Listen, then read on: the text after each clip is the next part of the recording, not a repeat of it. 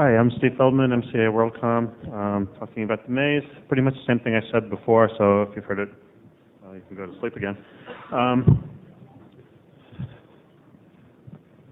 At the City MAEs, there's really nothing new. We still have head-of-line blocking, still have congestion, still not growing except the NASA Ames facility where they're still adding new people as they have room.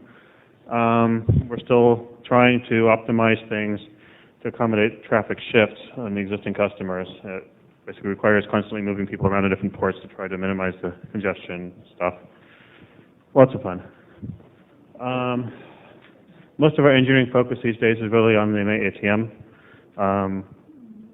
So we're not likely to see much more growth on the FIDs, at least we hope so. And of course, there's the obligatory Y2K. That's part of what I get to work on right now. Lots of fun. I had to do a chart a couple of weeks ago to give to USA Today because they wanted to do an article about the internet. So I went through my archives and found stats going back to May of '95. That's 4 years ago of the growth at May, East, and West. So you can see East is the purple line and the blue line is West. And they've kind of tracked each other pretty closely during that time. And you can see that for the most part, West has leveled off nicely as we stopped adding new customers. East has still managed to grow, which is kind of frightening. The ATM MAEs, that's really where, like I said, we're focusing on now.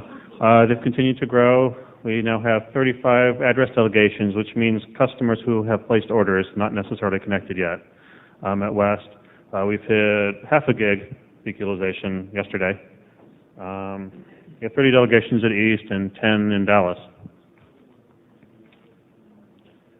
Some issues, of course, never anything perfect. Our installation lead time sucks. Usually it's due to transmission capacity, it turns out these days. We just don't have enough transmission gear to bring everybody's access circuits in fast enough. We are working on that. I'll get to that in the next slide. PeerMaker deployment isn't as fast as I would have liked. Again, I'll get to that. And of course, we have to plan for growth, assuming that this is successful, which so far it looks like it's going to be. We need to get ahead of the game and be ready for anticipated growth. PeerMaker, that's the wonderful tool that lets people build the PVCs themselves without having to use humans. Nice in theory. It's being deployed more slowly than we'd like. We found a couple bugs. We found a couple operational issues, yada, yada. Getting there, but wish it were faster. We're conducting trials on that at May West, or ATM West right now. We should have it up and running on East and Central in the next couple of weeks. And at this point, we're open to having more people play with it. If you are a customer and want to do that, drop me a line or drop your salesperson a line, or preferably both of us, and we'll set something up for you.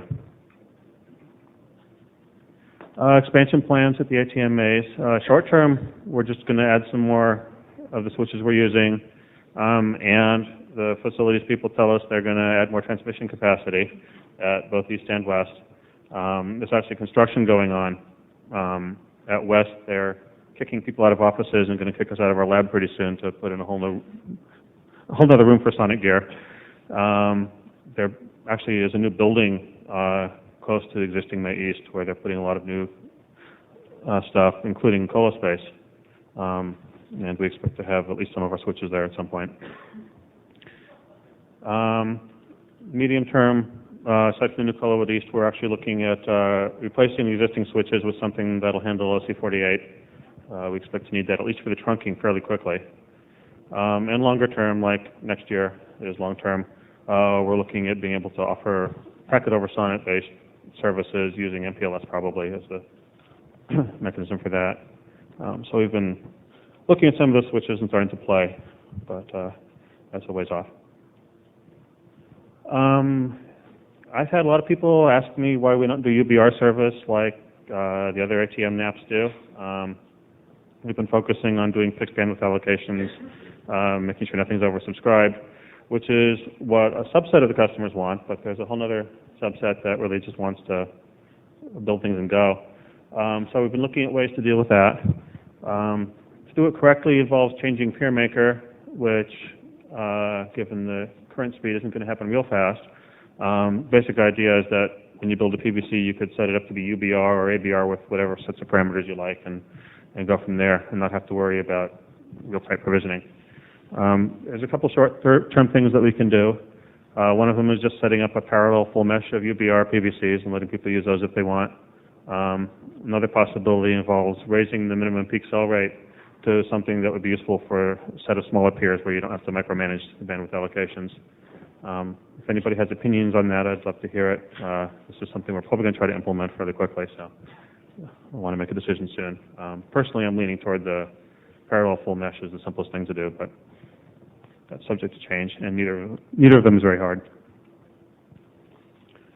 Some contact information. That's my email address, feldman@mci.net. My information, info@may.net or www.may.net.